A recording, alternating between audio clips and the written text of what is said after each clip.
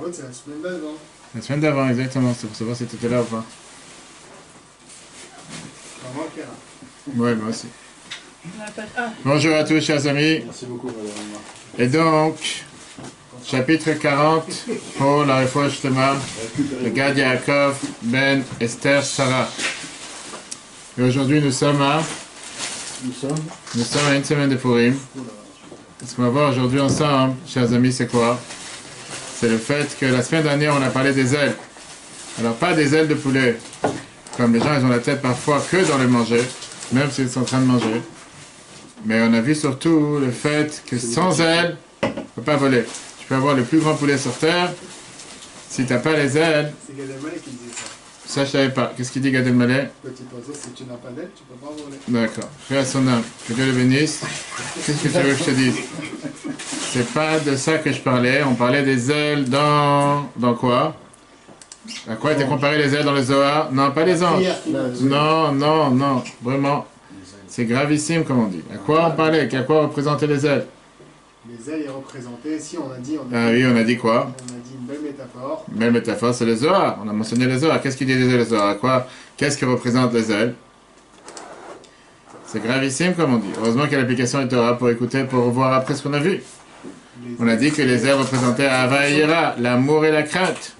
L'amour et la crainte, on a vu longuement que sans amour et crainte, l'opachale, là, ça ne peut pas voler en haut. Ça reste bloqué ici-bas, ça fait absolument rien, ça ne vole pas vers le haut. Et que tu es obligé d'avoir l'amour et la crainte pour pouvoir faire monter les mitzvot en haut. On a vu ça dans les premiers 2 paragraphes du chapitre 40 qu'on peut revoir sur l'application Torah. Et là, aujourd'hui, on avait terminé avec la question qu'on n'a pas eu le temps d'élaborer parce que c'était tard. On a dit que, a priori, puisque l'amour et la crainte, c'est pas ce qui est essentiel, c'est seulement ce qui permet à la Torah et les mitzvot de monter vers le haut. A priori, on vient de voir, on aurait pu comprendre, pardon, qu'on peut se débrouiller sans l'amour et la crainte. Puisque l'essentiel, c'est de faire la mitzvah, on avait vu le long débat, ce qu'on va voir aussi aujourd'hui. Est-ce que le plus important, c'est l'action ou l'attention? Si c'est comme ça, comment se fait-il que quoi? Comment se fait-il que quoi? Que on te dit que l'amour et la crainte de Dieu font partie des mitzvot eux-mêmes. Des mitzvot, mais on avait posé la question, ce qu'on dit tous les jours dans la prière, dans le schéma, Ve'ahavta et Hashem Elokecha, tu aimeras Dieu ton Dieu. On dit aussi sur la crainte de Dieu, et Hashem Elokecha tira, Dieu tu craindras. Donc tu ne peux pas me dire que c'est juste quelque chose qui est en plus, que tu n'es pas obligé, que tu n'es pas obligé d'en avoir, ou tu n'es pas obligé de l'utiliser, parce qu'au pire des cas, si tu l'as pas, c'est pas grave. Comment tu peux dire une chose pareille? Mais vu que ça fait partie des mitzvot, ça fait partie des mitzvot clairs. Donc c'est pas seulement ici une simple, on va dire, amour, je veux dire une simple crainte, ou une simple amour, ou une simple aide pour pouvoir survoler, comme on avait parlé la dernière fois longuement, le fait que, bon, c'est pas grave, tu sais quoi, si tu vas pas vivre, un poulet peut vivre sans elle, il n'est pas obligé de voler. Comme aujourd'hui, on parle du débat du passeport vaccinal. Qui t'a demandé de prendre l'avion? Tu peux rester sur place sans prendre l'avion et la vie est belle. Mais on a vu que non. Si les mitzvot sont comparés au corps de la chose, et ne sont pas les ailes, comment tu peux me dire que l'amour et la crainte sont seulement des ailes? Pourquoi? Comme si tu peux te débrouiller sans eux. C'est faux. Pourquoi tu ne peux pas te débrouiller sans eux? Parce qu'on vient de voir que c'est partie des 613 commandements. Tu ne peux pas me dire que tu peux faire la Torah et les mitzvot toute ta vie en sautant 2 commandements importants, des commandements que tu en parles tous les jours. Qu'est-ce qui répondait à ça, l'Admo Azaken? L'Admo Azaken, il a répondu en disant que c'est vrai. C'est vrai que les mitzvot, la mitzvah de Ahava, d'amour, de l'amour de Dieu, et la crainte de Dieu sont des mitzvot énormément importantes. Sauf que ce sont des mitzvot différentes des autres mitzvot. Alors que l'amour et la crainte, il n'y a pas un but en soi d'avoir l'amour et la crainte de Dieu. Ça ne s'arrête pas là. Tu peux dire, je vais travailler, tu aimeras Dieu ton Dieu. Mais ça ne s'arrête pas là. Tu aimeras Dieu ton Dieu, et justement, comment tu mets ça en application? Comment tu aimeras Dieu ton Dieu devient quelque chose de concret, quelque chose de réel? Vient la suite, parce que l'amour et la crainte en soi n'est pas un but en soi. C'est la conséquence qui est importante. Il faut avoir l'amour et la crainte de Dieu, sans doute. Si tu n'as pas l'amour et la crainte de Dieu, c'est pas terrible, tu ne veux pas voler en haut. Mais de l'autre côté, l'amour et la crainte de Dieu toute seule ne sert à rien s'il n'y a pas ce qui suit derrière, on avait vu longuement. Le fait que tu as besoin d'avoir l'accomplissement des mitzvot qui suit l'amour et la crainte.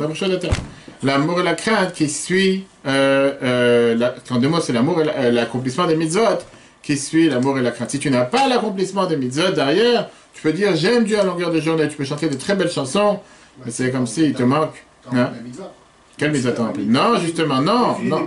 C'est Bah. deux mitzvahs indépendantes. Et justement, quelle est la mitzvah d'avoir... Comment tu dis que tu aimes Dieu? Tu aimeras Dieu. Dis-moi qu'est-ce que tu fais pour aimer Dieu? Bah, je Je l'aime, non, ça veut rien dire. Tu peux pas dire j'aime ma femme mais tu fais rien pour le monde. Non, non, justement, c'est ce qu'on est en train de dire.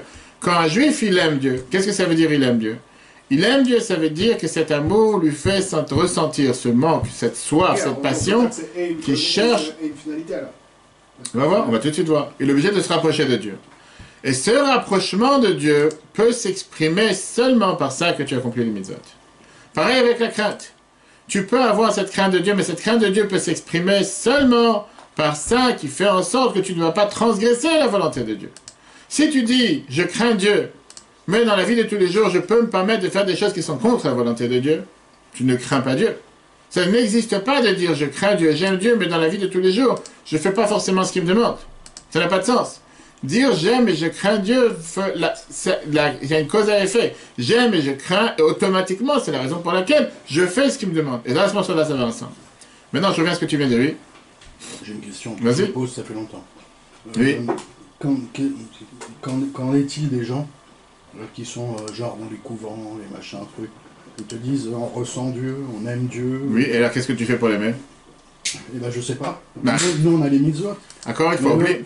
T'as raison, oublie maintenant la partie des mitzvot. Oublie maintenant la partie des mitzvot. Parlons d'un homme et sa femme, parce qu'on va en parler aussi aujourd'hui. Comment tu peux dire j'aime ma femme à longueur de journée si tu fais rien pour lui montrer que tu l'aimes? En quoi tu l'aimes si tu fais rien pour lui montrer que tu l'aimes? Pourtant, ça, ils le ressentent, les gens. Tu peux très bien ressentir, tu peux très bien dire ce que tu veux, mais moi je parle pas de ce que toi tu ressens, je parle de ce que ta femme elle ressent. Tu peux ressentir ce que tu veux, si ta femme elle dit, il m'a jamais montré qu'il m'aime. Ouais, mais si tu commences à leur donner ça après. Très bien, ça on parle d'un Tunisien. Je vous rappelle qu'on a un Tunisien parmi nous, que lui il se dit que si jamais, deux Tunisiens, que Dieu nous en préserve. C'est dit, Dieu, il va dire, c'est va savoir ce qui va nous arriver. Et si jamais je donnais à ma femme le doigt, je vous dis ce qu'il a dit. Il a dit, si je donne à ma femme le doigt, va savoir ce qu'elle va nous prendre. Tu sais que le rabbi il avait dit ça une fois dans les deux là, il y a une femme qui est passée, elle a dit, rabbi, j'ai 5 petits-enfants, j'ai 5 enfants. Et le rabbi il avait l'habitude que quand quelqu'un lui demandait des dollars pour la famille, le rabbi donnait à chacun. Et après, la femme elle demande, rabbi, et j'ai 13 petits-enfants. Tu comprends? Alors, lui, sur sa main, il dit, c'est connu que chez les Juifs, on dit que celui qui a le doigt, il veut la main. Alors, lui, il a donné concrètement.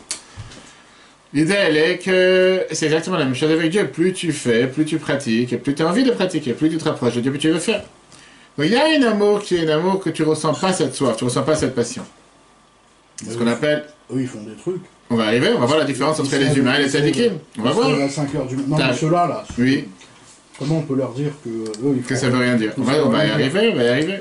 Cet amour, on va y arriver. Cet amour. 4 heures du matin, ils font la prière, machin. Oui, et on a vu la dernière fois, si tu te rappelles, que tu peux très bien faire la Torah et les mitzvot toute ta vie, et malheureusement être comme un robot, comme une machine automatique. C'est des robots. Et alors, la Torah elle te dit que c'est pas forcément la meilleure des choses.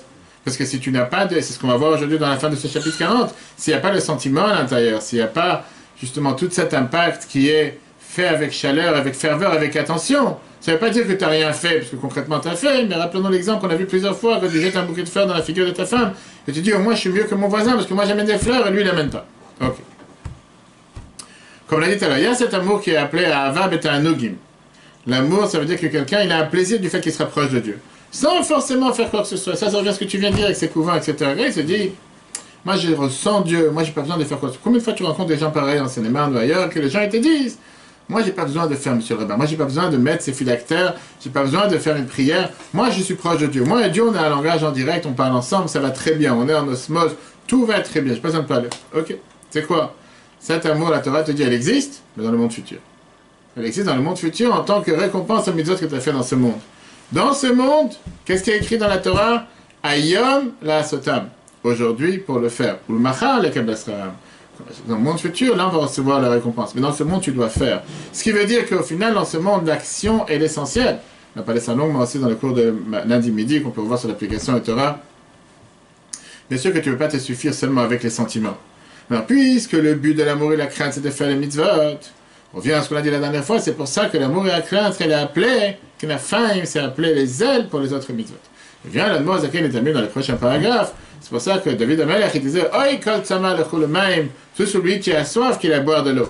C'est quoi cette question, c'est quoi cette phrase? Si tu as soif pour de l'eau, bien sûr que tu vas aller boire de l'eau. Qu'est-ce que j'ai besoin de te dire? Ah, t'as soif pour de l'eau, va boire. Si t'as soif, c'est normal que tu vas boire, j'ai besoin de te le dire. La réponse est que parfois, tu peux avoir quelqu'un qui a cette soif envers Dieu, quelqu'un qui veut se rapprocher de Dieu, quelqu'un qui essaie de réveiller cette soif et cette passion par ça qu'il va prier. Mais le problème est quoi? C'est qu'il reste après avec la soif. Il n'a pas bu. Il est parti prier. Il est parti au fleuve. Il est parti se mettre proche du fleuve, proche du puits pour prendre de l'eau. Mais boire, il n'a pas bu. Sur ça, lui dit le prophète, si tu es Tzamal Hashem, si tu as une soif envers Dieu, va remplir ta soif par ça que tu vas faire la Torah et les mitzvot. Ça, c'est ce qu'on appelle l'eau, parce qu'on dit que c'est très bien que la Torah est comparée à l'eau. Tu ne peux pas venir et dire j'ai soif, je veux me rapprocher du fleuve, mais je ne bois pas. Va boire. Regarde comment il dit ça dans le texte. Le texte, je crois, c'est en bas de la page, en bas de la colonne de droite. Malgré qu'on a vu la dernière fois que l'amour et la crainte font partie des 613 commandements, qu'il faut craindre et aimer Dieu. Alors la question qui est demandée à faire piquer, pourquoi si c'est comme ça, des kraim gatvin? Pourquoi si c'est comme ça, ils sont seulement appelés des ailes? Pourquoi s'ils ne sont pas appelés une partie essentielle, intégrale du corps du poulet, comme on a vu la dernière fois? La réponse elle est Yod qui est achlita, parce que l'essentiel de l'amour, hi avoda, ça veut dire faire le concret, le travail, qui sont l'action des mitzvot. Concrètement, mais Ava avec amour. Ava bli avoda. Quant à cet amour de Dieu, sans service de Dieu, sans Torah et mitzvot, sans faire les mitzvot concrètement, hi ava betanugim, c'est vrai que c'est ce qu'on appelle cet amour que tu te délectes avec un plaisir en Dieu. Leitanei al Hashem ein olam haba. Tu as ce plaisir envers Dieu qui fait partie du plaisir qu'il y a dans le monde futur. Le Kabbalah Tzachara, tu reçois le salaire, tu reçois la récompense pour ça. Mais ça, c'est dans le monde futur. C'est pas aujourd'hui dans ce monde. C'est écrit qu'aujourd'hui, nous sommes dans ce monde pour le faire, on doit pratiquer la Torah et les mitzvot. Seulement les machar, les kabel srar. Aujourd'hui, dans le monde dans lequel nous sommes, le devoir qu'on a chacun d'entre nous, c'est de faire ce que Dieu lui demande. Seulement demain, ça veut dire en deux mots, dans le monde futur, une fois que quelqu'un a fini sa mission sur terre, que là qu'il va recevoir la récompense. Celui qui n'est pas arrivé à cette qualité, à ce niveau, l'itom de pouvoir goûter, mais d'avoir un minima. Le monde futur dans notre monde, la daï, mais son âme, elle a encore cette soif et cette passion envers Dieu. Il a ce désir de vouloir s'expatrier, de devenir extraterrestre, de vouloir s'attacher envers Dieu toute la journée. Et il ne remplit pas sa soif. À Torah chez les fanav avec les eaux de la Torah et les mitzvot qu'il y a devant lui. À Rézé, ça ressemble que Miché Omed Benar, comme quelqu'un qui est dans le fleuve. Vetsoek qui écrit Maïm Nishtot, j'ai besoin de l'eau pour boire. Tu es devant le fleuve, va voir. Que Moshe Kovel à l'Avanavi, comme on sait très bien que le prophète Ishaïa Isaïe, dans le chapitre 55, verset 1, il dit la fameuse phrase Hoi kol tzam el chol maïm, de celui qui a soif, va boire. Qu'est-ce que ça veut dire une chose pareille? Qu'il est fipchuto en mouvan. Comme l'a dit d'après le sens, hein, c'est pas compréhensible. Miché Otzame, celui qui a soif, ou mitavel ilmod, il a envie d'apprendre. Pshita, c'est sûr. Chez Ilmod Meatzmo, qui va apprendre de lui-même. Pas besoin de lui dire, va apprendre. Tu es dans le fleuve, tu as soif. C'est normal que tu vas boire. J'ai pas besoin de te dire, tu as soif, va boire. Pourquoi le prophète doit crier sur lui, oh, hey, réveille-toi, va boire. Comme on va expliquer ça dans un autre endroit de manière longuement, comme on a déjà vu dans ce chapitre 40, on verra la suite aussi dans le chapitre 41. Quel message fait passer l'Admo Azaken avec ce dernier point, qui est la fin du chapitre 40, avant de regarder les amendements à la Constitution qu'on a vu qu'on avait 3 dans ce chapitre qu'on va expliquer aujourd'hui de manière large. L'Admo Azaken, c'est connu qu'il y avait une chanson qu'il avait de l'Admo Azaken qui commençait avec le psaume 42, qui était Ka'ayal ta'arog alafik emaim, et il termine avec le mot Va'aya va'ayu le totafot beinenecha, le rapport entre les deux. Il vient te montrer ce qu'on appelle le va-et-vient. En la Chassidut, dans la Kabbale, et on rappelle ça sans arrêt, il y a ce qu'on appelle Ratzov Shuv. Ratzov Shuv, c'est va-et-vient. On dit comme une flamme qui est toujours en train de bouger va-et-vient. C'est la même chose qui s'est passée avec les enfants d'Aaron, qu'on dit qu'une des raisons pourquoi les enfants d'Aaron sont morts en rentrant dans le temple, parce qu'ils ont fait ce qu'on appelle un Ratzo sans Shuv. Qui veut dire, ils ont voulu se rapprocher de Dieu d'une manière tellement proche de Dieu, mais sans faire le retour sur cette planète. Ils ont pris un billet aller simple, ils ont oublié de prendre un aller-retour. Tu peux te rapprocher de Dieu, tu peux vouloir te rendre extasé face à Dieu, d'être totalement imprégné de la lumière de Dieu et te rapprocher de la divinité de manière le plus haute possible.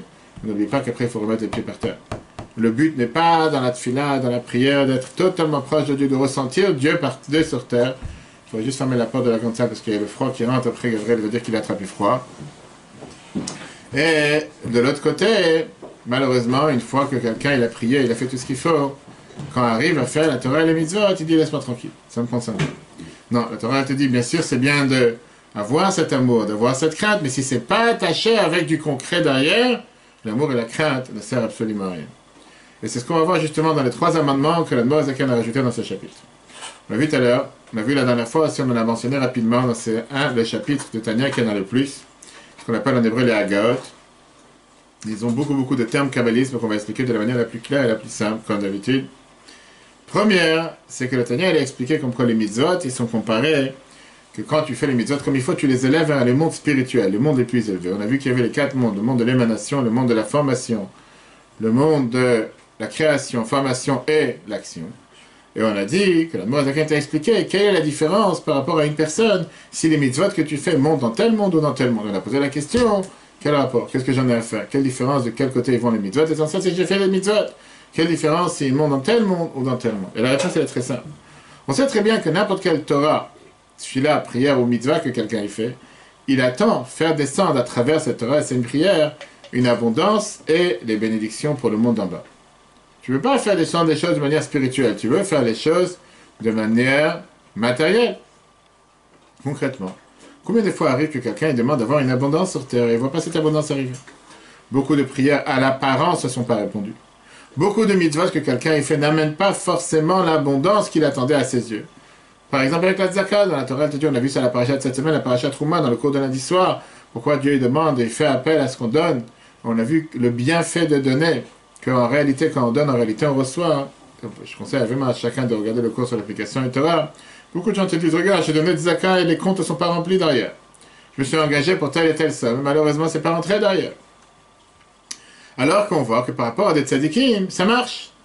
On voit que les tfilotes qu'ils font, ça marche. Les bénédictions qu'ils donnent sont répondues. On voit que les bonnes actions qu'ils font, c'est des choses qui sont totalement concrètes, dévoilées. Quelle est la raison? Et c'est ça que le Mozaken explique, pour ça il faut comprendre. Quel est le rapport? Quelle est la magie derrière? Quelle est la magie de la Torah et les mitzvot qu'à tel point on te dit que quand tu fais une mitzvah, quand tu fais ce que Dieu demande de toi, ça amène une abondance de bénédictions. Explique à la Kabbale qu'il y a 2 attributs avec lesquels Dieu fonctionne sur terre qui s'unissent ensemble. Ça s'appelle un yichud, une union. Comme on dit à chaque fois pour les Sfaradim dans beaucoup de mitzvot, avant de faire beaucoup de mitzvot, les Shem, Yichud, Kutchav, Rechu, Shrinte, etc., etc., etc. De la même manière qu'une union d'un homme et une femme, ça peut arriver à faire venir un enfant sur terre.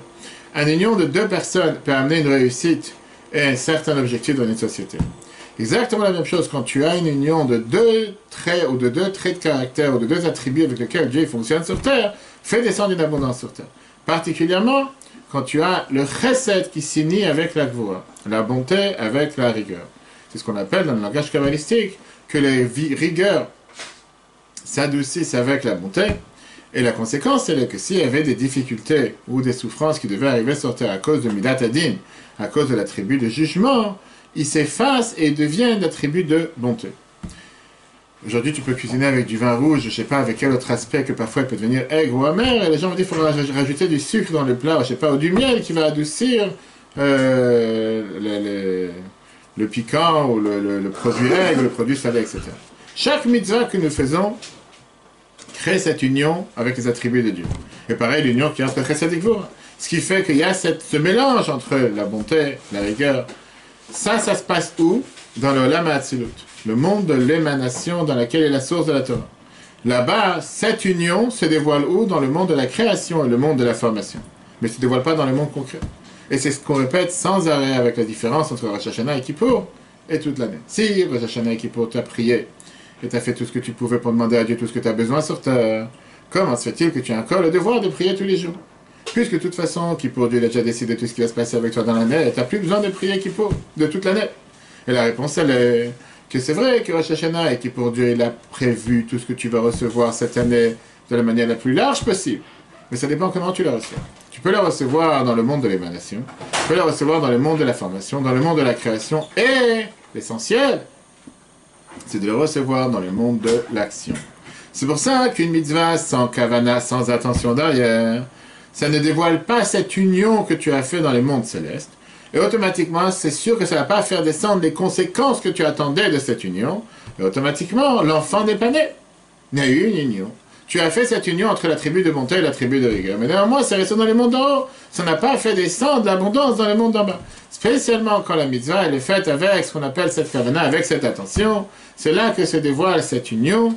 Cette union fait descendre cette abondance et automatiquement cette mitzvah va faire en sorte qu'il y aura ce qu'on appelle ce Ed Ratzon, moment propice dans le monde d'en haut, qui va descendre dans le monde concret, dans le monde de l'action, ce qui est l'essentiel. Et ça, c'est la différence entre l'action d'une mitzvah qui est faite par un tzaddik et une mitzvah qui est faite par chacun d'entre nous, public, présent, exclu, puisqu'on parle avec des tzaddikim, ce qui veut dire.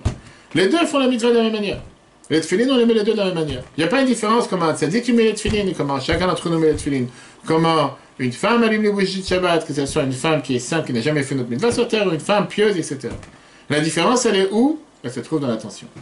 Tu veux dire, puisque chez un tzaddik, là-bas, l'attention, elle est parfaite, automatiquement, l'union qu'il a créée dans les mondes d'en haut, elle est tellement puissante qu'elle redescend jusqu'au monde d'en bas, et elle a une action dans les mondes d'en bas.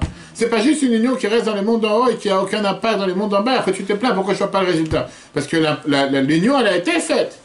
Sauf que l'enfant, il est né peut-être spirituellement, mais il n'est pas né matériellement. Et on voit justement cette différence avec l'abondance qui va descendre à travers la bénédiction ou la mitzvah d'un tzaddik, et l'abondance qui va descendre à travers ta mitzvah. Si tu as le même niveau que le tzaddik, si la mitzvah est la même pour nous deux, comment ça se fait que lui, il a prié et la pluie est tombée?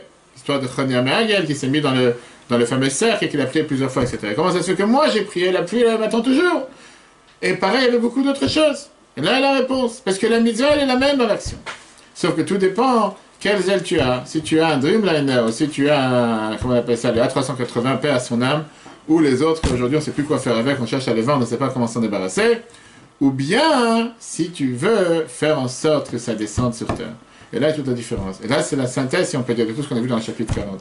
Donc, quand les gens te disent, qu'est-ce que j'en ai à faire d'apprendre la chassidoute? Qu'est-ce que j'en ai à faire d'apprendre le Tanya? Qu'est-ce que ça me parle si c'est dans les mondes d'en haut, les mondes d'en bas, si c'est dans le monde de l'émanation, ou le monde de la création, ou le monde de l'action? J'ai dit, bravo, c'est pas besoin de te parler. Continue à faire les mitzvot toute ta vie pendant 120 ans. Sauf que tout ce que tu attends comme abondance, ça reste plané dans le ciel. Ça ne descend pas sur terre. Et le final, en réalité, une personne ne peut pas dire, moi, ça ne m'intéresse pas que ça descende. Moi, l'essentiel, c'est que j'ai fait ce que Dieu me demande. J'ai demandé une prière pour un malade, peu importe s'il est guéri. J'ai demandé à avoir une réussite dans la panassa, peu importe si ça se passe. Ça ne me dérange pas, c'est faux. On n'a pas dit qu'on prie, qu'on fait ce que Dieu demande juste pour avoir cette abondance. Juste pour recevoir ce qu'on demande, parce que la prière n'est pas seulement ce qu'on demande. Mais de l'autre côté, on ne peut pas être non plus tordu. Si on fait ce que Dieu nous demande, parce qu'on veut avoir un résultat sur terre, que ce soit la santé, que ce soit le travail, que ce soit quoi que ce soit.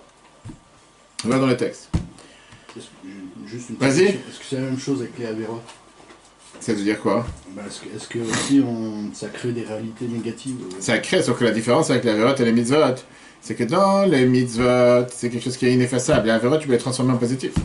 Et au contraire, c'est là la raison pourquoi des fois tu dis qu'un Baal Tshuva, quelqu'un qui vient de faire Tshuva, il a un avantage, c'est que les 50 ans qu'il a mangé du porc, qu'il a pas fait Shabbat, se transforme en positif. Automatiquement, le capital, c'est un capital qui est beaucoup plus important que quelqu'un qui n'a jamais fait une bêtise pareille. Parce qu'il a 50 ans de négatif qui devient en positif.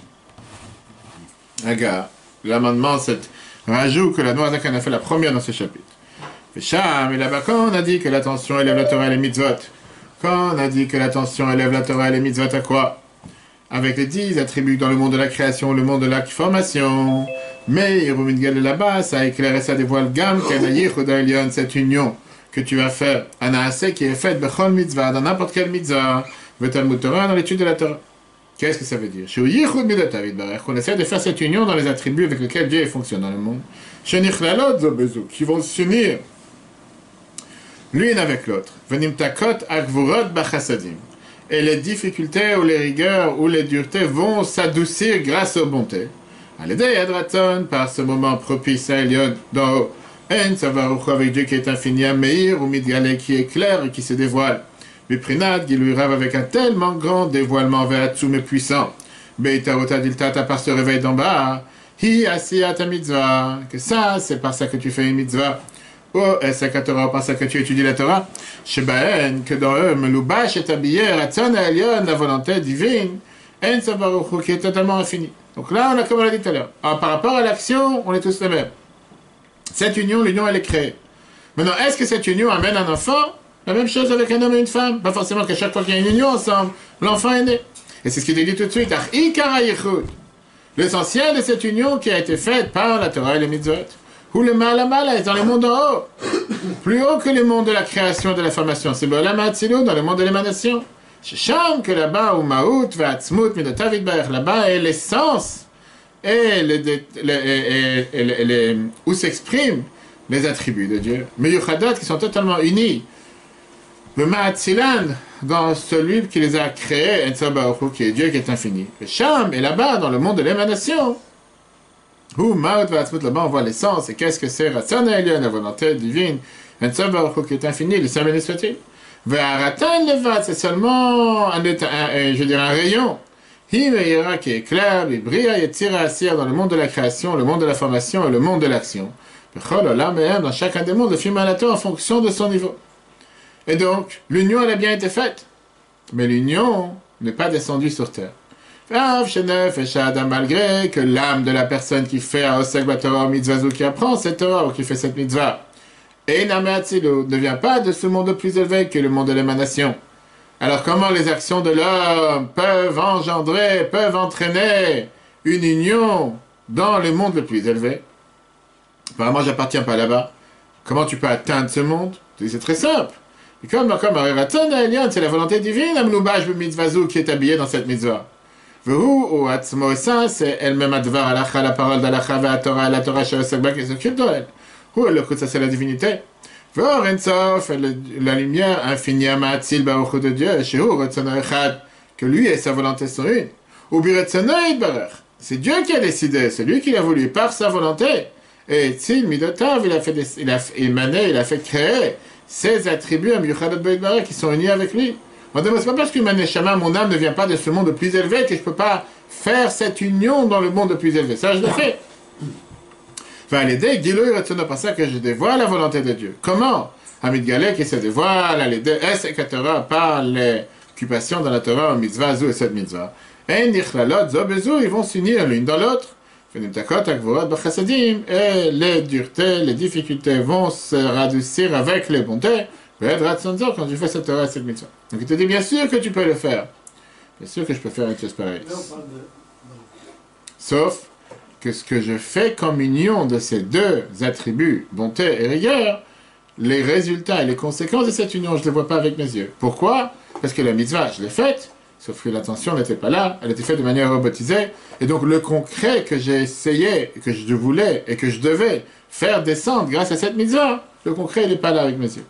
Mais tu vas dire, qu'est-ce que j'en ai à faire? Je pense pas qu'on est si idiot que ça, qu'on va voir dans la prochaine phrase, dans le prochain paragraphe, et on cherche en règle générale à avoir un résultat face à l'action que tu fais.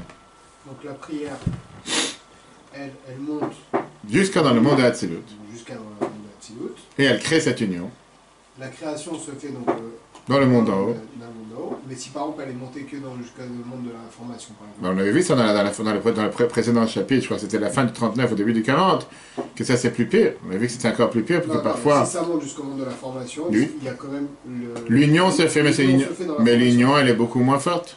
D'accord, mais est-ce que l'union peut redescendre? Elle pourra redescendre, mais encore moins. Si elle est montée là-haut et qu'elle a eu la... Il y a une phrase qu'on dit, je répondais à une question ce matin à quelqu'un, justement, que la Torah te dit que tout ce qui monte plus haut redescend beaucoup plus bas.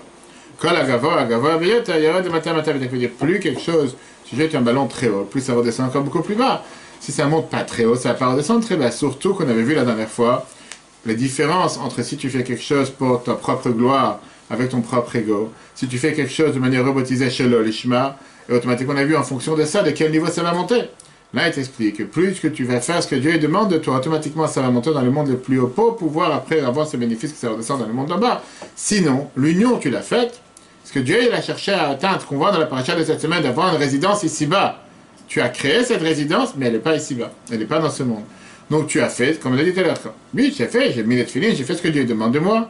Mais le résultat, la conséquence que je cherchais à obtenir grâce à cette mitzvah, je ne l'ai pas reçu. Et la force que la prière monte, la création exactement. Dans le monde le plus élevé, et au final, la fait descendre pour que ça retombe de manière les plus bas. Exactement, et ça, c'est ce qu'on fait. Ça, c'est la manière. Et c'est justement. Hein, parce qu'on demande de Dieu. On va tout de suite voir ça. On va tout de suite voir ça. Et c'est ce qu'il te dit dans le deuxième amendement. Exactement. C'est ce qu'il te dit, ta parachat cette semaine d'ailleurs, qu'on lit Zachor ce Shabbat, le Shabbat qui pour Purim. Et il te dit dans le deuxième amendement, justement, qu'est-ce que ça voulait dire quand on a ramené du Zohar, que quelqu'un qui fait Torah et Mitzvah sans amour et crainte, à ce moment-là, l'eau par Chalaïla, ça ne peut pas monter, ça ne peut pas voler en haut. Et l'Admor Zaken, il a expliqué, il a comparé avec notre cher poulet et les ailes après la Kabbale. Qu'est-ce que c'est écrit dans la première phrase, dans vraiment le premier verset du Chumash Bereshit dans l'Exode? Ve'of yeofef alaretz. Et un poulet volera qui volera sur la terre. Bien, le Zohar, Akadosh, le Zohar, dans les Tikkun Zohar, dans le chapitre 45, il te dit, c'est qui ce poulet? De qui on parle? C'est-à-dire, on parle de l'ange Matat. Même tête, Matat. On l'a vu ça dans la paracha de la semaine dernière dans Mishpatim, on en a parlé encore une fois de cette fameuse ange qu'on en parle régulièrement dans le Rashi.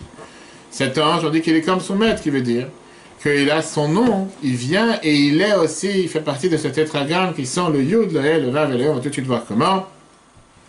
Et le Zohar t'explique pourquoi on a comparé ça à un poulet, parce qu'un poulet, la même chose. Le corps d'un poulet ressemble à un Vav, couché, horizontal. La tête ressemble à un Yud, et les deux ailes ressemblent à les deux He. C'est ce que le Zohar te dit, pour ça qu'on a comparé ça à un poulet, tu as le Yud, le Vav, les deux.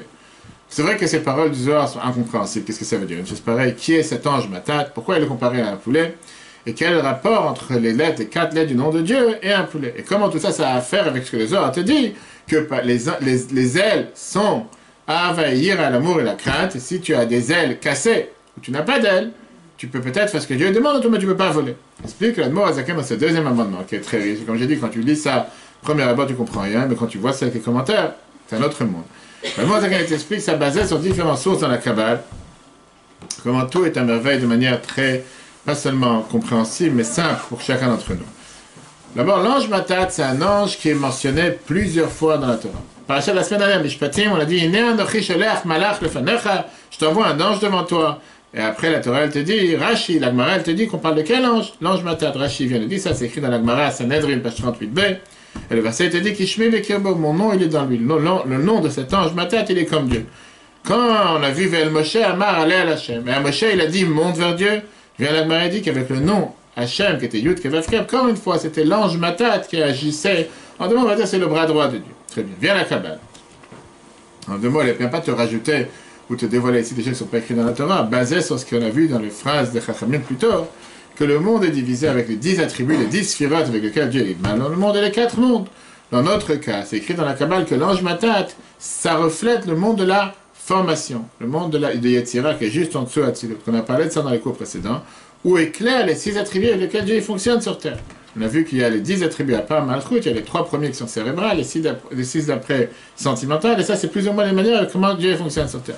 Dans la Kabbale, on a vu la dernière fois, plusieurs fois dans les cours précédents, qu'il y a les 4 mondes. On verra ça encore une fois dans le cours 41. La Mishnah se trouve dans le monde de la formation, encore une fois. Quel rapport maintenant avec le corps d'un poulet, le Yud, le He, le Vav et le He? Le corps qui est le Vav ressemble à la Mishnah. Et à la chôte qu'il y a dans la Mishnah. Qu'est-ce que c'est la Mishnah? La Mishnah est là pour te dire comment agir, quoi faire. C'est créé par le Vav, parce que qu'est-ce que ça veut dire le corps? Ce qui est l'essentiel, savoir, permis ou interdit. La tête ressemble au Yud. La tête représente quoi? Les attributs avec lesquels on réfléchit. En règle générale, avec la tête. Ça, c'est les explications de la halachot qui ne sont pas amenées dans la Mishnah, qui se cachent derrière la halachot. Qui dévoile la Mishnah? La Gemara. La Gemara, elle vient, et elle commence à te détailler. C'est pour ça que pour une Mishnah, il y a 5 lignes, tu as 10 pages de Gemara, qui viennent et qui commencent à débattre. Chaque raison, chaque loi, etc. Quelles sont les ailes? C'est écrit dans la Kabbale, dans plusieurs endroits, que les ailes, ce sont les ailes de Dieu, qui donnent l'allusion à l'amour et la crainte. Le premier, qui en règle générale, c'est la Bina, qui veut dire l'intellect, vient montrer cet amour que tu peux recevoir par ça que tu vas méditer sur la grandeur de Dieu. C'est ce qu'on fait à travers la prière aussi. Quand on a lu les chapitres de Psuké des Zimra, quand tu parles de la grandeur de Dieu, automatiquement tu commences à réfléchir et à intégrer qu'est-ce que Dieu a fait sur terre, qu'est-ce que Dieu a fait pour toi. Pour ça, tu vas avoir cet amour envers Dieu. Le dernier, c'est Malchut, qui est la royauté, reflète à quoi? Reflète à la crainte de Dieu. On a vu plusieurs fois Kabbalatol, la soumission envers Dieu, pas en tant qu'esclave, comme on l'a vu il y a 2 semaines, mais surtout le fait que j'ai cette crainte envers Dieu. Dans cette crainte, on a parlé qu'il y a 2 types de crainte. L'iratata, iraïla, la crainte d'en bas et la crainte d'en haut. La crainte d'en bas qui veut dire la crainte la plus basse. Comme parfois ça aurait pu être la crainte de la punition. Je fais ce que Dieu me demande parce que j'ai pas envie de faire savoir ce qui va me tomber sur la tête. Hier, on a vu la irat, la ira et là, la ira du niveau plus élevé. C'est la ira pas par la honte, parce que je respecte, par respect, par rapport à Dieu. Pour ça, j'ai une crainte et j'ai pas envie de faire quelque chose qui est contre sa volonté, parce que j'ai un respect envers Dieu. Donc ça, ce sont les 4 manières, les 4 lettres avec lesquelles j'ai agi sur terre, qui viennent refléter cet ange Matat, qui se trouve dans le monde de la formation. Et bien, la Noazakel te dit, c'est pour ça qu'on a dit plus tôt, que le fait que tu n'as pas l'amour et la crainte, tu n'as pas ces 2 ailes, tu as le corps, tu as, on va dire, le corps qui représentait tout à l'heure la Mishnah, tu as peut-être la compréhension, mais comment tu vas agir sur terre? Si tu n'as pas les ailes, tu ne peux pas agir. Alors tu vas dire, oui, ben, un poulet, il est en bonne santé sans ailes, peut-être, mais à ce moment-là, il n'a pas besoin d'être un poulet, il peut être, je sais pas, un cafard, même un cafard, il a des ailes. Tu peux être quelque chose d'autre, il n'a pas besoin d'être un poulet. C'est l'avantage d'un poulet par rapport à d'autres animaux ou à d'autres créatures, c'est qu'il peut voler. S'il ne peut pas voler, c'est inutile. Il peut vivre, mais sans voler. Hagar, le prochain amendement. Le Tikkun Memé s'écrit dans le paragraphe 45 du Zohar. De Ofa ou Matat. Ce poulet représente l'ange Matat. Reshad, il est sa tête, c'est le Yud. Goufa, le corps, c'est comme le Vav, qu'on vient d'expliquer. Trengat, finit les deux ailes, et c'est les deux et du nom de Dieu. Verainu, qu'est-ce que ça veut dire? Là, Maïsira, le monde de la formation chez Nikra Matat. Le monde de la formation qui est appelé Matat ou Bo, un Goufa, la Chatcheva Mishnah vient refléter les quoi? Les lois qu'il y a dans la Mishnah. Sauf que c'est pas compréhensible. C'est juste de manière simple, claire, 5 lignes par exemple. Reshad, il est la tête, et Mamochin sur le cerveau. Pris la Troch Pabinadat, le Chabad, qui est l'intelligence, l'intellect et la connaissance. Shem, Pnimut et Alachot, ça c'est le sens profond des lois. Vesodan, Vetamen, leur code secret, leur raison cachée. Vetamen, toutes les raisons d'Alachot. Trengat, fini, les deux ailes, Trilo, Chimu, l'amour et la crainte. Enheila, Asher, Chimu. Le hé d'en haut qui est l'amour. Vehetata, et le hé d'en bas, Yiratata, c'est la crainte du niveau le plus bas. Al-Malchut Shamaim, sur la royauté de Dieu, Pachad Hashem, la crainte de Dieu, et que Pachad Ameladef Machal, comme par exemple quand on a une crainte face au roi, chez Yira Chitzonit Veniglit, qui est une crainte dévoilée, bien sûr, le roi il passe à côté de toi, tu peux pas commencer à faire le pitre ou faire le clown, et t'imaginer qu'il va rien t'arriver. À l'époque, le roi pouvait couper la tête d'une personne sur lui sur un autre. On voit ça la semaine prochaine, si Dieu veut dans la Megillah, le fait que Vache, qui n'est pas venu danser devant le roi, elle a été tuée sur place.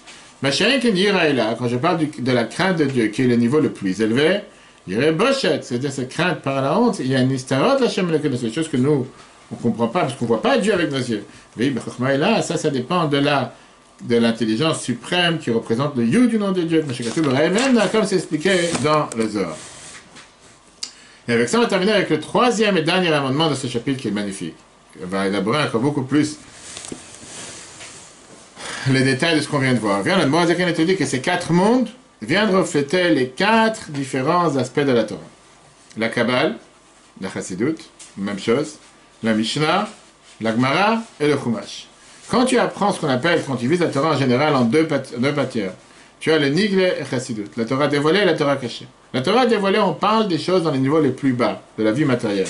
Tu veux débattre pendant des heures sur un âne, sur un cheval, sur une vache, parler des lois de Tréphot, par exemple, une aiguille qui a été trouvée dans les poumons, un trou qui a été trouvé dans les poumons. Tu veux parler des disputes entre voisins, voisinage, disputes dans les affaires, quand il y a un menteur, quand il y a 2 menteurs. Ça, c'est des choses qui peuvent arriver et qui se passent en général quand tu parles dans la Torah dévoilée. Maintenant, la réalité, elle est que la Torah, c'est pas juste une chose qui est terre à terre, c'est pas un code de constitution française. C'est quand même, on appelle Machal Akramani, c'est la sagesse de Dieu. La Torah, comme elle se trouve dans sa source, dans le monde de l'émanation, et que dans le trouve de l'émanation, c'est comme ça qu'elle descend dans le monde d'en bas. C'est vraiment la vie de Dieu. Sauf que nous, on ne le voit pas avec nos propres yeux. La Torah, elle parle des sujets les matériels. Il ne faut pas oublier qu'au départ, elle n'est pas matérielle. Au départ, elle est spirituelle, pas matérielle.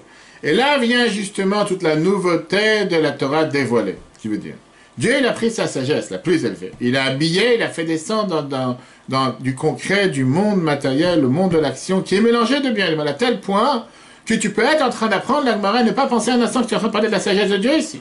Tu es en train de parler de ton âne, de ton associé dans les affaires. Non, tu es en train de parler de la sagesse de Dieu, savoir se mettre en retrait et dire, je suis en train d'intégrer cette sagesse de Dieu, Shanatananu et Torah qui nous a donné sa Torah, et que ça vient une partie de ma sagesse. Et donc, la Torah t'explique, c'est expliqué justement, comment tu vas voir, que la Torah, elle passe cette descente. De la même manière qu'il y a dans les 4 mondes, cette descente des 4 mondes est aussi exprimée dans les 4 façons comment la Torah s'exprime sur terre avec ces 4 différents mondes. Le monde de la Hatzilut, qui est le monde de l'émanation, ça c'est le code secret de la Torah, la Kabbale. La Kabbale vient montrer la sagesse de Dieu en état pur, pas en état habillé dans des choses matérielles. Dans laquelle la sagesse de Dieu ne parle pas des choses qui se passent sur terre, mais elle parle de la divinité lui-même, comment Dieu il a agi sur terre, les 10 attributs avec lesquels Dieu fonctionne sur terre. On a vu les lumières, on a vu pas seulement les lumières, on a vu surtout aussi les récipients dans lesquels cette lumière existe. Avec tel voilage, pas tel voilage, avec tel rayon, pas tel rayon. Mais ça reste quelque chose de totalement abstrait, c'est spirituel, pas des choses matérielles. Mais ça, c'est le niveau numéro 1, l'émanation de Dieu. Tu descends dans le monde de la création. Ça, c'est déjà la partie dévoilée. Partie dévoilée, la Torah qui vient refléter comment Dieu est descendu dans le monde de la création, formation et l'action. Parce que la Torah dévoilée parle de la vie concrète. Vache, taureau, associé, business. Elle te montre comment agir dans ce monde-là. C'est pour ça qu'on dit tous les jours dans la prière, la Torah, Tracheli Matanu, la Torah que tu nous as enseignée. Veten Chelkeinu Betoratecha, donne-nous notre partie dans la Torah, qu'elle ne reste pas abstraite, qu'elle ne reste pas déconnectée. La Torah qui avait dans Hatzilut, dans le monde de l'émanation, qui puisse descendre dans le monde de la création et plus bas, de manière spécifique. On sait que la Torah, la Chachamim nous dit dans la Gemara que quelqu'un doit diviser sa vie en 3 tiers. Un tiers dans le Chumash, un tiers dans la Mishnah et un tiers dans la Gemara. Pourquoi ces 3 tiers? Le monde de la création représente la Gemara. Dans le monde de la création, c'est l'intellect. Et bien sûr que quelqu'un qui apprend la Gemara, il fait travailler son cerveau, parce que le but de la Gemara, c'est quoi? C'est tout ce diyun, pilpul, compréhension des lois. Pas juste, qu'est-ce que je dois faire? Tu comprends? Et tu peux parler, comme j'ai dit des fois, pendant 10 pages, à débattre sur 3 lignes qu'il y a dans la Mishnah, est-ce que je fais telle ou telle chose? Pas forcément que tu vas voir la halakha claire de la Gemara, parce qu'on ne tire pas une halakha de la Gemara, c'est la source. Les halakhot, concrètement, ils sont amenés dans la Gemara, et de la Gemara, ça va descendre jusqu'à dans la compréhension de ce qui se passe derrière ces halakhot. C'est pas des halakhot, des lois qui restent sans... D'ailleurs, c'est ce qu'on dit, la grande différence entre le Shulchan Aruch du Admor Hazaken et les autres, c'est que le Shulchan Aruch du Admor Hazaken est venu donner halakhot betamel, les halakhot avec leur raison.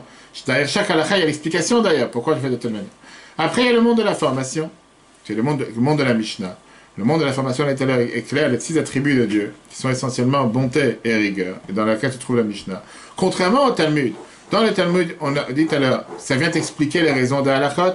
Dans la Mishnah, il n'y a presque pas de raison à halachot. C'est essentiellement, te dit quoi faire. Alors, la question la plus fondamentale dans la halacha, est-ce qu'on doit aller vers la kula ou la chumra? On doit aller vers la légèreté ou vers la rigueur? Est-ce qu'on doit être plus rigoureux ou de manière beaucoup plus légère ou beaucoup plus facile? De l'autre côté, est-ce qu'on va permettre ou interdire? Ça vient de quoi? De l'attribut de la bonté, ou l'attribut du din. On s'est attribué la différence entre Shammai et Hillel, qu'on n'avait pas de répéter. Pourquoi Shammai, il avait toujours l'habitude, l'école de Shammai était toujours plus d'interdire, d'être, d'être beaucoup plus, pas pessimiste, d'être beaucoup plus dans l'interdiction, parce qu'il venait du monde de la gvura, du monde de la dureté. Hillel, qui vient du monde du chesed, du monde de la bonté, il était beaucoup plus facile à permettre, autoriser, etc. Donc ça où dépend la différence. Et après, on va dans le monde de l'action. Le monde de l'action, c'est le Chumash. Le monde de l'action, c'est la Torah chez Virtav, la Torah écrite, sauf qu'il ne faut pas oublier ce qu'on a vu la semaine dernière, que la Torah écrite sans la Torah orale. Ça n'a aucun sens. C'est pour ça que dans le Chumash, il y a une importance à l'action. On voit ça de 2 manières. D'abord dans la parole.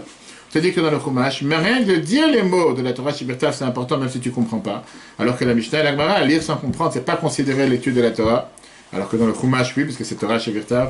Et on sait très bien que dans l'action, la différence avec le reste, dans le Chumash, tu as besoin de l'écrire avec de l'encre sur un parchemin concret, en faisant attention comment tu écris les lettres, la sainteté qu'il y a dans le stam, Sefer Torah, Tfilin et Mezuzot, alors que Torah chez Be'al Peh, la Torah orale, qui est la Gemara et la Mishnah, depuis le départ, elle n'est pas faite pour être écrite. Elle a été écrite parce qu'ils ont commencé à l'oublier à travers les générations. Mais au départ, elle a été faite pour rester orale. En comprenant comment ça reflète dans ces 4 différents mondes, on peut comprendre où se situe chacune de ces options. C'est pour ça que la halakha d'un côté et la logique qui est derrière la halakha, ils ont apparemment une contradiction entre les deux. Parce que la sainteté de la Torah écrite, qui est la plus élevée, le Chumash. Pourquoi c'est la plus élevée? Parce que c'est la Torah écrite. C'est pour ça qu'on n'a pas le droit de mettre un livre de Mishnah sur un Chumash, mais il faut mettre un Chumash sur la Mishnah. Parce que la Mishnah a un niveau de sainteté moins important que le Chumash. Surtout que toute la Torah orale est basée sur ce qui est écrit dans la Torah écrite. Et quand tu parles maintenant de la Mishnah et de la Gemara, la Gemara, elle est basée sur la Mishnah, pas le contraire. Alors comment est-ce possible si c'est comme ça que le Chumash, il se trouve dans un monde plus bas que la Mishnah, et la Mishnah dans un monde plus bas que la Gemara, si la Torah écrite est plus importante que la Torah orale, et plus que le mot Hazaken. Et quand on te dit que telle partie de la Torah se trouve dans tel monde, ça ne veut pas dire qu'il appartient seulement à tel monde, mais au contraire, qu'il descend du monde le plus élevé jusqu'à tel monde. Comme on l'a vu tout à l'heure, que plus tu es élevé, plus tu descends beaucoup plus bas. Et là, il y a la différence entre le reste, les différentes parties de la Torah.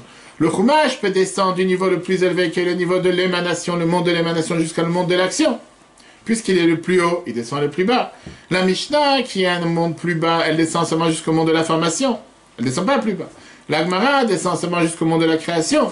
Pourquoi? Et la Kabbale ne descend pas plus bas que le monde de l'émanation. Pourquoi? Parce qu'elle est totalement déshabillée des choses matérielles. Plus quelque chose est élevé, plus est habillé des choses matérielles, plus ça descend dans les mondes d'en bas. Comme on l'a dit plus tôt, que plus quelque chose est élevé, plus ça descend dans le monde en bas. Ça, c'est ce qu'il dit dans le dernier amendement, et après on va voir le résumé de tout ce qu'on vient de dire. D'abord, dans le texte. Agar, même dans le monde de la création, de l'action. Ça se fera des Gdusha avec les attributs de Gdusha, mais comme mitzvot Maasiyot, d'endroits où sont faits les mitzvot. V'chen amikra, pareil le Chumash, avec le Mishnah, mais dans la Mishnah, Mitgaleh, Yichud, Ve'or, ça fait dévoiler seulement cette union et la lumière infinie de Dieu. Be'etzira, seulement dans le monde de la formation. Le Talmud, et avec l'Agmara, ça se dévoile seulement dans le monde de Bria, le monde de la création. Zeraïnou, ça veut dire. Chevelimoud, Mikra, quand tu apprends la Chumash, Bitpachet, Yichud se dévoile cette union, Ve'or, la lumière infinie de Dieu, mais Atzilo, du monde de l'émanation jusqu'au monde le plus bas, Asiya, jusqu'au monde de l'action. Le Mishnah, quand tu apprends la Mishnah, ça descend seulement d'Aïtzira, le Vada, seulement le monde de la formation. Le Talmud, quand tu apprends la Gemara, Adabria, le Vada, seulement le monde de la création.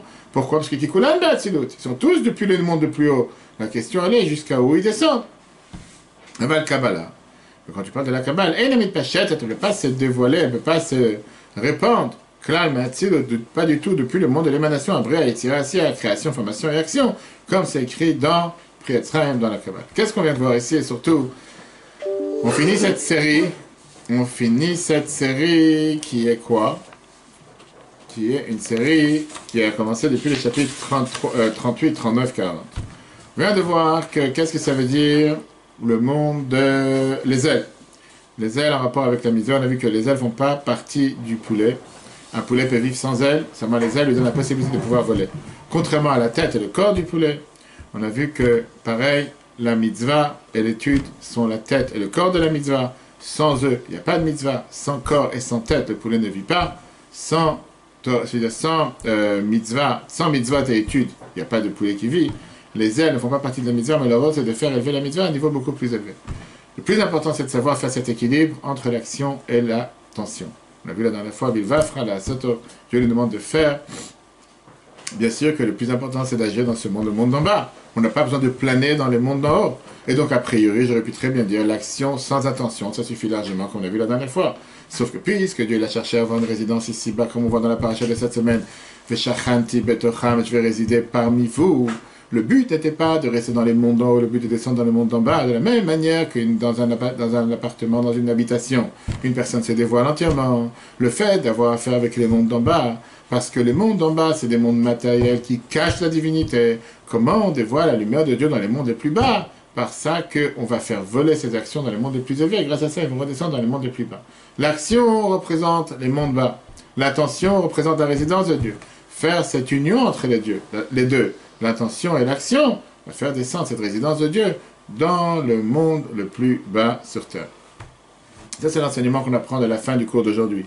Qu'on a le devoir de faire cette union entre le matériel et le spirituel, entre l'attention et l'action, les mondes d'en haut et les mondes d'en bas. Il faut, oui, apprendre le Shulchan Aruch, et pas seulement l'apprendre de manière concrète. Il faut, oui, apprendre la Chassidut, pas seulement l'apprendre, mais se mettre en rapport avec ce qu'on a appris, mettre en application dans la vie de tous les jours pour rajouter la lumière et la divinité sur terre. Maintenant qu'on a appris l'importance de l'amour et de la crainte de Dieu, qui sont les ailes des mitzvot, prochaine fois on verra quels sont les différents types de crainte, d'amour et de crainte. On verra ça dans le chapitre 41, qui est la prochaine série. La prochaine série commence à partir du chapitre 41 et la suite jusqu'au 53. C'est avec ça que se termine la première partie du Tanya. C'est 13 chapitres. Une fois qu'on a appris l'importance d'abord d'avoir ces ailes, maintenant on va comprendre quel est le plus important. Sur quoi je vais me focaliser d'abord, l'amour ou la crainte? Il faut les deux. On a dit qu'il faut deux ailes. Très bien. Maintenant, j'ai envie de me focaliser sur une chose. L'amour ou la crainte? La base fondamentale qu'on va voir, c'est quelqu'un qui n'a pas de crainte de Dieu, qui n'a pas de yirat shamayim. Ça ne sert à rien, ça passe avant l'amour. Et on a vu tout à l'heure, même la crainte de ta femme ou de ton mari, on ne parle pas de crainte que tu vas recevoir une claque, on parle de crainte par rapport au respect. Mais non, même s'il n'y a pas de sentiment de crainte, au moins tu dois avoir ce qu'on appelle cette kabbalatol, te soumettre à la volonté de Dieu. Peut-être tu n'es pas encore arrivé à un niveau d'avoir l'amour et la crainte, mais au moins un sentiment d'appartenance. Dieu m'a demandé, pour ça j'ai fait. De l'autre côté, on va voir comme quoi la crainte tout seul ne suffit pas. Tu es obligé d'avoir l'amour. Et on va parler longuement de la différence qu'il y a entre un enfant et un esclave. La semaine dernière, on a parlé de l'esclave. C'est de la même manière que dans un poulet, Dieu n'a pas donné seulement une aile. Même si à l'époque, on disait qu'il ne fallait pas prendre un avion, on a envie d'écrire dans des lettres au départ, on ne prend pas un avion qui n'a pas 4 réacteurs, qui n'a pas 4 moteurs. C'était dangereux. Aujourd'hui, tu as les gros avions qui ont seulement 2 moteurs, qui ont la même puissance, ou beaucoup plus de puissance que les 4 moteurs d'avant. Tu peux dire un poulet peut voler avec une aile. Pas forcément. Tu es obligé d'avoir les deux. L'amour, c'est la volonté de vouloir s'unir avec Dieu par les mitzvot. Et il faut vouloir avoir les deux. On verra la prochaine fois comment on peut atteindre ces deux niveaux et surtout par quoi on commence la journée avec le fait de reconnaître et de remercier Dieu. Si on récapitule ce qu'on vient de voir dans cette série, dans le chapitre 38, on a parlé sur l'importance de l'action. On a compris comme quoi l'action, l'intention, c'est comme la neshama pour le corps. On a vu la différence qu'il y a entre le minéral, le végétal, l'animal et l'humain, et le rapport qu'il y a entre l'action, la parole, la pensée et l'intention cérébrale. Chapitre 39, on est monté dans les mondes d'en haut. On a vu comme quoi différentes pensées, différentes intentions que tu peux avoir font monter la mitzvah à un niveau très élevé. On a vu qu'une mitzvah qui est faite avec une annulation totale envers Dieu, ça monte jusqu'à dans le monde de l'émanation. Une mitzvah qui est faite avec une intention de manière cérébrale, monte dans le monde de la création. Une mitzvah qui est faite avec une intention naturelle dans le monde de la formation. Une mitzvah qui est faite sans intention, elle reste dans le monde d'en bas. Et une mitzvah qui est faite avec un ego démesuré, elle descend dans les clipotes, elle descend dans les mitzvahs elle descend dans les niveaux les plus bas, à tel point que tu peux avoir fait la Torah et les mitzvahs toute ta vie. Et malheureusement, jamais monté en haut. Dans le chapitre 40, on a appris pourquoi une mitzvah, une action sans attention reste dans le monde d'en bas, ne va pas en haut. On a dit, qu'est-ce que j'en ai à faire? On a vu ça dans le cours d'aujourd'hui, que si ça ne monte pas dans le monde d'en haut, il ne faut pas t'étonner pourquoi tu n'as pas de résultat face à l'union que tu as pu créer, mais le résultat, il n'est pas là. Et donc on a vu que l'essentiel, bien sûr, l'action, c'est le corps, l'attention, c'est les ailes, et avec ça, on termine cet équilibre qu'on a créé entre les deux, qu'on a commencé dans le chapitre 35. D'un côté, la Torah, elle te dit, là, soto, il faut faire. Le but, c'est de créer une résidence pour le monde en bas. C'est pour ça que tu veuilles ou pas, comme on a vu longuement dans le cours de lundi midi, on peut voir sur l'application Torah, là, vous me dites, tu débat avec Rabbi Fendavid Lazar, si c'est Maaseh Gadol, Talmud Gadol, si l'essentiel c'est l'action, l'essentiel c'est l'étude, et qu'il a fini en disant Gadol, Talmud, l'essentiel c'est le grand et l'étude. Pourquoi? Chez Mevilide Maaseh, parce qu'il amène à l'action. L'essentiel c'est l'action. L'action c'est le corps de la mitzvah. De l'autre côté, la Torah te dit Bificha ou Bilvafra la soto. Tu as besoin d'avoir aussi l'attention, tu as besoin d'avoir aussi le sentiment, que ça va faire la mise vers le haut. Mais de la même manière que pour un poulet cachère, tu as besoin d'avoir les ailes, et que même s'il n'a pas des ailes, le poulet il est cachère. L'essentiel de la mitzvah, c'est l'action. L'intention, c'est ce qui rajoute, donne la possibilité à la mitzvah de monter. Tu peux être content avec avoir seulement l'action sans attention. Tu peux dire, j'ai fait ce que je devais faire. L'essentiel, c'est que j'ai fait mon devoir. Est-ce que c'est ce qu'il fallait faire? Pas forcément. Parce qu'on va voir la prochaine fois. Comment arriver à atteindre et l'amour et la crainte, et surtout savoir par quoi on commence et qu'est-ce qu'on doit donner comme importance d'abord. Cours seulement repris sur l'application Etora. J'appelle à tout le monde dans une semaine la fête de Purim, fête de la joie, le mois qui se transforme en mois de joie, un mois de bonheur cette semaine, vendredi Zayin Adar. Le jour qui a tout transformé, puisque c'était le jour que Aman a fait le tirage au sort et il a vu que quoi, c'était le jour du décès de Moïse, mais il a oublié que c'était aussi le jour de la naissance. Et grâce au jour de la naissance, automatiquement, tout s'est transformé, que Dieu fasse qu'on entende des bonnes nouvelles pour tous les peuples juifs partout où ils se trouvent. Cours en replay sur l'application Etora sur Google Apple. Très bonne journée à tous et donnez la tzedaka. Chabad77.org, c'est le moment ou jamais. Que Dieu vous bénisse.